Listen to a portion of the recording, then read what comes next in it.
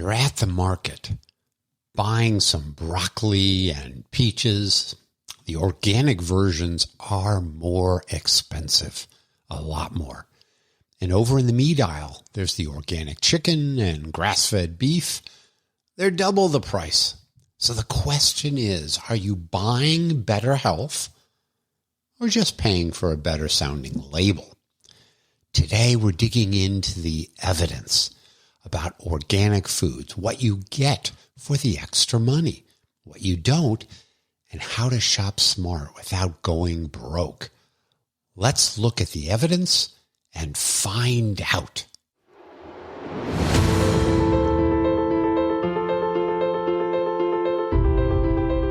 Hi, I'm Dr. Bobby Du Bois, and welcome to Live Long and Well, a podcast where we will talk about what you can do to live as long as possible and with as much energy and vigor that you wish.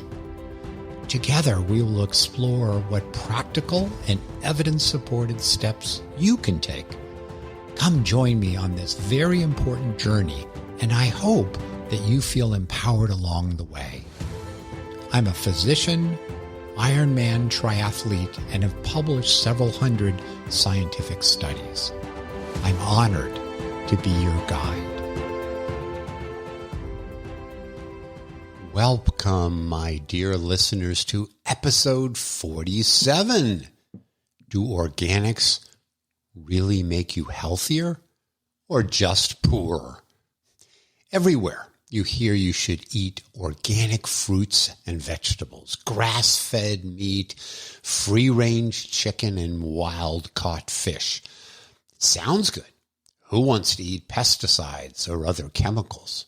But listeners tell me, when they buy what they're supposed to, the already expensive market bill skyrockets. So fact number one, the cost of organic foods are much higher. But what about the benefits? So you pay more for organic, but do you get more health? And most importantly, is the potential improvement in health worth that added cost? Well, what if you bought conventional, not organic, and used the saved money for a gym membership or a heart rate monitor or a better mattress to sleep well, or lowered the thermostat to get better sleep? Or you just bought more conventional fruits and vegetables? What would be better? What should you do? What does the evidence say? Now, I'm going to share with you, as I always do, what we know today, what the evidence shows us today. This could, of course, change in the future like anything else I talk about. And my focus for today is on health of ourselves. I'm not looking at environmental impact. I'm not looking at kindness towards animals. I'm specifically looking at the health of us and whether the costs of organics lead to the benefits that would justify that. Well, of course, we got to start with at least a common definition of what are organic fruits and vegetables. They are fruits and vegetables that are grown without synthetic fertilizers and without most pesticides. But organics can use pesticides, sort of natural pesticides. Well, natural sounds like it must be safe. Well, sometimes that's the case, sometimes it's not. There are some organic allowed pesticides that can be problematic. So organic does not necessarily mean safe. It just means how the fruits and vegetables were grown. And it's quite regulated. The USDA has a sticker that you're allowed to put on to say certified organic, and it's quite rigorous to get there. So if the costs were the same between organic and non-organic, it would be a no-brainer. We would say, oh, let's have the organic because, sure, less pesticides would seem to be better, but the costs aren't the same. So in part one, let's dive into what the costs really are. And you can go to the market. You can test out what I am about to tell you for yourself. So the USDA, which is the body of the government that focuses on this type of thing, say that Americans spend about $1 trillion on food at home, not going out to restaurants or anything, just food we buy for ourselves at home. That amounts to about $3,100 per person. So for a family of 4, food you buy at the market is about $1,000 a month, could be $1,600 a month. Could be more, could be less, depending upon what you actually buy.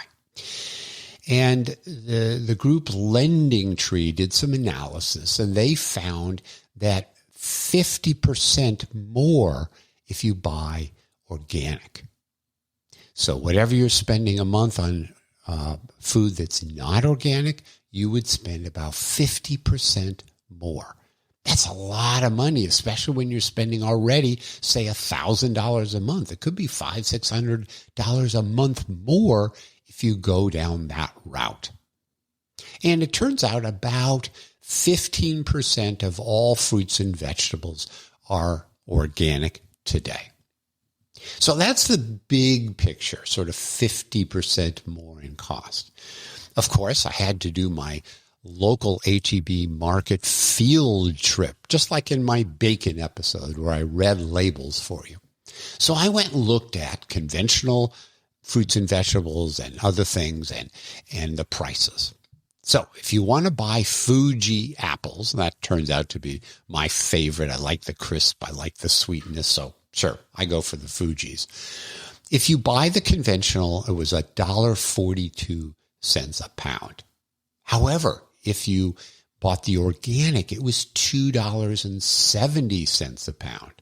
Brussels sprouts were about 30% more expensive. So $5 for conventional, $8 for organic.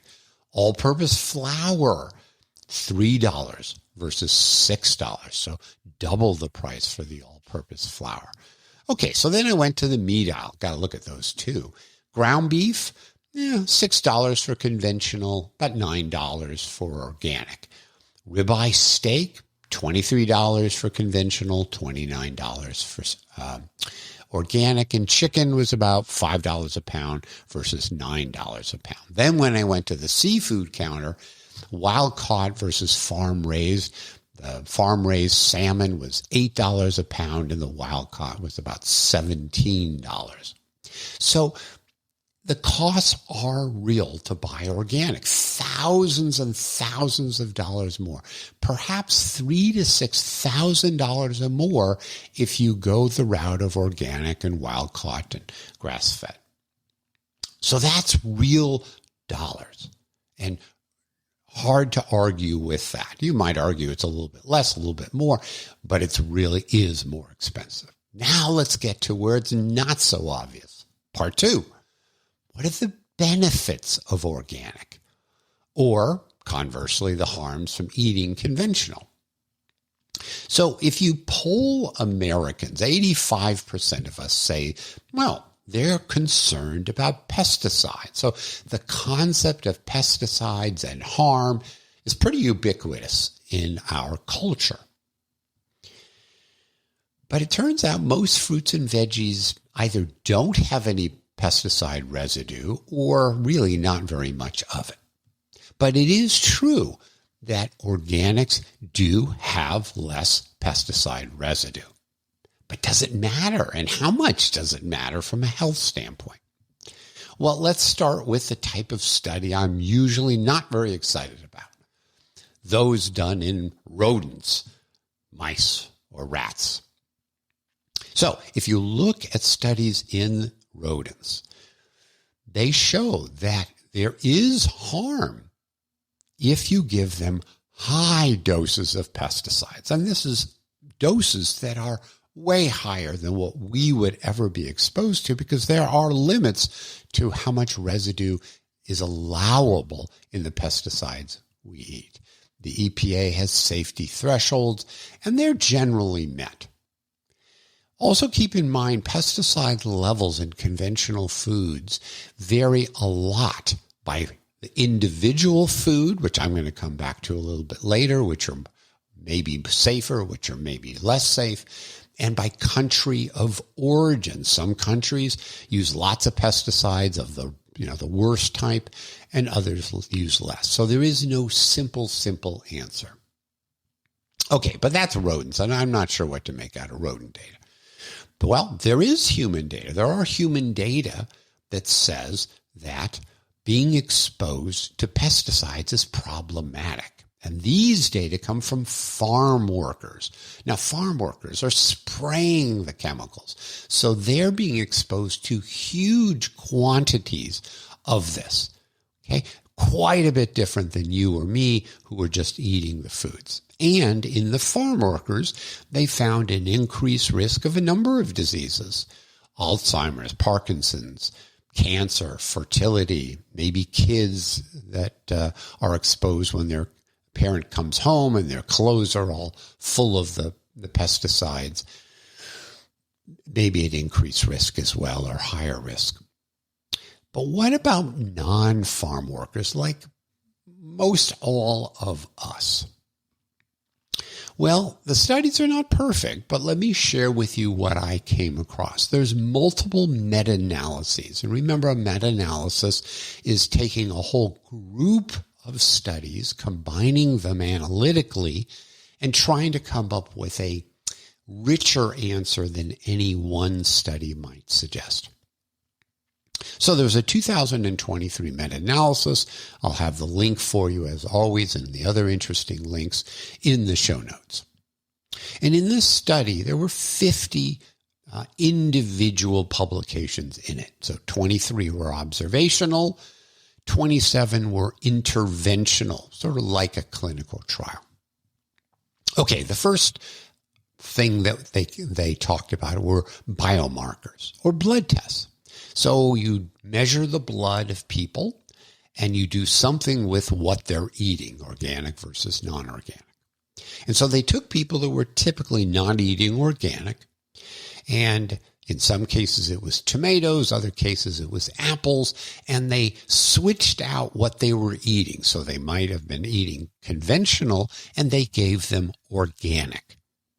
And after a period of time, what they found is that in blood samples, the organic eaters had lower levels of pesticides in their blood. They had higher levels of phenolics. These are chemicals that are in fruits and vegetables. These are, the good, what are felt to be the good parts of the fruits and vegetables. They looked at total antioxidants. We hear a lot about antioxidants. Well, the data there was inconsistent. So in the blood, for those who eat organic, or at least in these studies, there were lower levels of pesticides. They also found in a lot of these studies, this was the observational studies, that people's BMI, their weight was lower when they ate organic. Now, you might say, well, how does eating organic make you lose weight? Probably doesn't have anything to do with the organic food per se. It's that people who are interested in eating organic foods are interested in their health. They probably ate more healthy in general. Their lifestyle may have been more healthy in general. Well, when we turn to the data on allergies or reproductive function, sperm count, those kinds of things, the data are really conflicting. There's no clear answer that organics are safer. Now, let's get to the one area that folks tend to focus on with organics versus not and pesticides, and that is cancer. Now, I should point out, there are no intervention studies. They don't randomize people to either eat conventional versus organic. You might argue that could be unethical. So this is all based on observational studies, meaning you ask what people eat and you follow them in time and you say, well, I wonder who was healthier, those that ate organic or those that didn't. So here's a typical study that was in this meta-analysis, and that is an observational one. And they found overall, there was no difference in cancer rates, cancer recurrence, whether you ate organic or not. They looked at 15 cancer types. One showed a worse impact for those that ate conventional. 14 showed no impact. And in one cancer, there was even a suggestion that eating conventional had less cancer. So it's kind of a wash from this study. Well, there was a second study that was interesting, and that was one where they had 68,000 people, and they gave them questionnaires. And these questionnaires asked about what they ate, and there were 16 products. Did you never eat that? Did you occasionally eat that? Did you eat it most of the time? What did they find? They found that in people who had higher organic food intake, they appeared to have lower cancer rates. So they compared the people who ate the most organic to the least organic. And what they found was there was a 1.3% incidence of cancer. So the number of people who got cancer during the observation period versus 1.9% in the people who ate conventional, or 0.6 fewer cancers if you ate organic. So let's put those numbers into perspective. If 1,000 people ate organic versus not, the organic people would have 6 fewer cases of cancer in that 1,000. Now, that might sound worrisome. Look here, Dr. Bobby, the organic eaters had fewer cancers. But who are the people who eat organic? These are people who care about their health. So organic eaters tend to be more likely to be vegetarian, eat less meat, less likely to smoke. They tend to be younger and thinner. And perhaps they exercise more. Perhaps they slept more. You can't just say that organic people, eaters, are the exact same as the people who eat conventional. Clearly, they're different because they bought the organic. They might have had more money. Money correlates with health. So yes, there might be a slight increase in this one study. What caused it? Was it the organic food versus not, or was it something else? Okay, what's my reading of the data? My reading of the data, there is no compelling, reproducible, clear health issue by eating conventional fruits and vegetables. That's my take. Could there be slight differences? Absolutely. Could we learn new data in the years to come? Absolutely. Okay, the all-important part 3. What does this all mean? Because we need to balance the real evidence on the cost differences and the possible concerns about the benefits issue. Okay, like I did with the alcohol study, where there was conflicting data on cancer, I went through a scenario where we said, well, let's believe that the studies that showed a difference in cancer are real. And let's see what that means for us. So as I mentioned in that study, the one study that did show differences, not the other one that didn't, there was a difference between, in 1,000 people, 13 cancers versus 19 cancers. So 6 people fewer would have experienced cancer out of 1,000 people who ate organic versus conventional. Now, there's something called number needed to treat. So you just sort of take the 1,000 people and the 6 fewer cancers, and you come up with 150 or 160. What does that number mean for us? So let's say it's 150. So 150 people would need to eat organic foods and paying the added costs to reduce 1 cancer. And I said, eating organic is perhaps $2,000 a person more expensive. So if you do the math, that means to avoid 1 case of cancer would cost you $300,000. And let me point out that these data are not death from cancer. It's just having cancer. Now, none of us want cancer. We all want to avoid it. But is it worth it to spend $300,000 to avoid one case? So this is one way to look at the numbers, and just keep this one in the mind. But if you buy organic, it can be a problem for your pocketbook and your overall health from a completely different angle. So let me go through that. So this is different than the 300,000. If you buy organic, you might actually eat fewer fruits and vegetables. And we know fruits and vegetables are supposed to be good for you. So I went to the market the other day, buy some blueberries. My wife likes blueberries, and she would like organic. Okay, so I went and looked. The blueberries were $9 for a container, for the organic ones. And it was a large container, but it was $9. So, do I buy one container? Do I buy two containers? Do I buy three containers? Well, I couldn't spend $27 on blueberries. I could probably afford $27 for blueberries, but I couldn't justify it for myself or, for my dear wife, Gail. So I bought two things of blueberries, $18 worth of blueberries. So I, who can afford to buy organic exclusively if I wish to, I don't buy as much when I'm looking at the organic versus the non-organic because the prices just seem so high.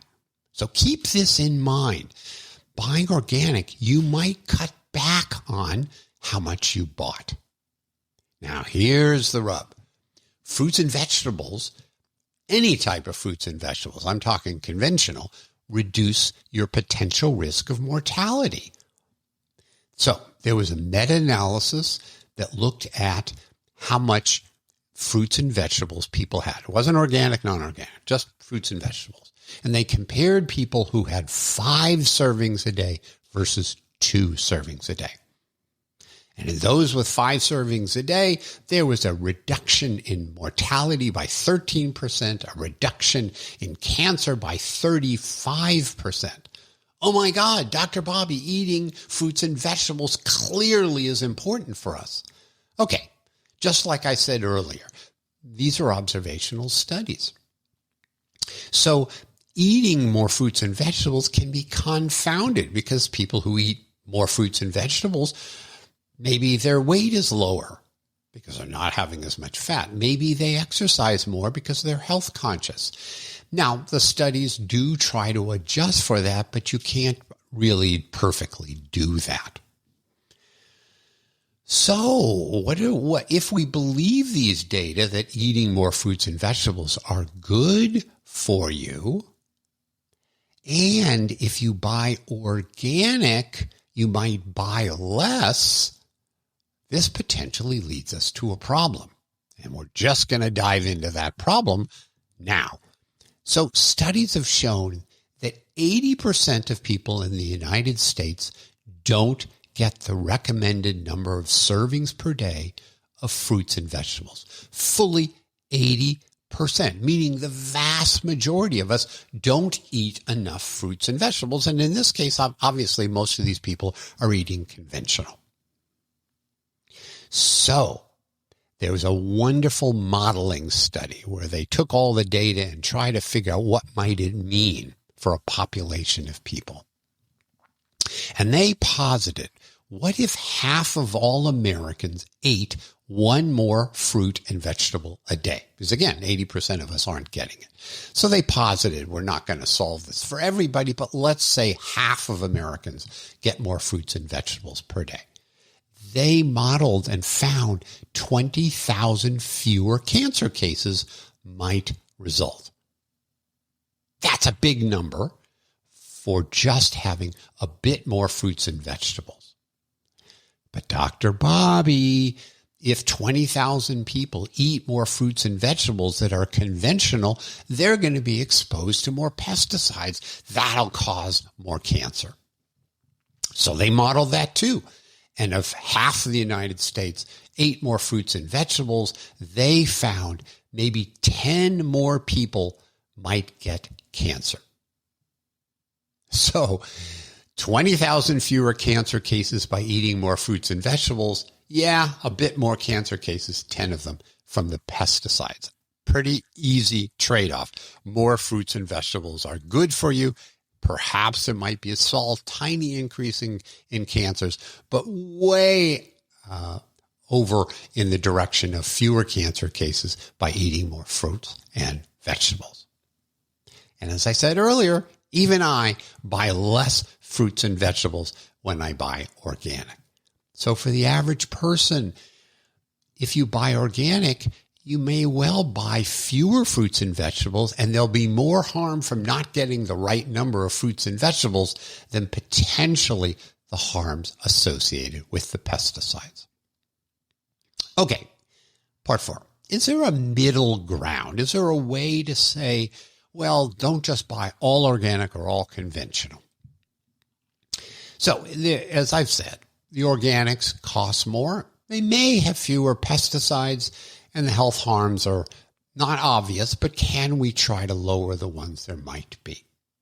Now, I'm not saying this group I'm about to tell you about is a fair and balanced one. They're not. The environmental working group is pro-organic. It's an advocacy group. It's not a science-based objective group. They're pushing a certain set of messages. But they've done some analyses looking at which foods have more pesticide residues, which have fewer. So although on balance, they're not a group I would go to for scientific answers, when it comes to sort of going through the data and saying which foods seem to be more problematic than others, I think it's a reasonable place to look. And they've come up with something called the dirty dozen, meaning the vegetables and fruits that tend to have more pesticide residues. And then there's the clean 15, the ones that tend to have fewer. All right, so what's the dirty dozen? So if you're going to say, well, Dr. Bobby, I am still concerned, even though your data is pretty darn compelling, and $300,000 to avoid one cancer seems like, something that doesn't make sense. Maybe I'll buy a few things organic and most things not organic. So what are the things that in this group's mention are the ones that tend to have more pesticide residues for conventional? So that would be spinach, strawberries, kale, grapes, peaches, cherries, nectarines, pears, apples, blackberries, blueberries, and even potatoes. Then there's the clean 15. Now, the clean 15 typically have a peel or a shell or something that might keep the sprayed-on pesticides out. So like pineapple, corn, avocados, onions, bananas, things like that tend to have a peel where you can take it out of the peel, and in their analysis, they tend to have fewer chances for having pesticide residue. And of course, you can wash them and wash off at least some of the pesticide residue. It doesn't eliminate them, but it might help. So if you want to take a middle ground and eat some organic, some not organic, this would be a set of lists that you might find helpful. Okay, let's wrap up. Looking at the data, pesticide residues are higher in conventional foods, but the health impact of that somewhat higher residue isn't so clear. Now, if the prices were the same, sure, let's all buy organic. They may be more blemished. There may be other reasons why you don't like to buy organic, but from a health standpoint, if the prices were the same, buying organic would absolutely make sense. But the prices are not the same, and they're not a little bit different. As we've said, it's about 50% more. Already, Americans don't get enough fruits and vegetables. So if we were to say everybody eat organic, likely they would eat fewer fruits and vegetables because the organic stuff is more expensive. And I gave you that number of $300,000 to avoid a cancer. Obviously, this is an exact number. It's just an estimate based upon some of the data. Okay, so you're a family of 4.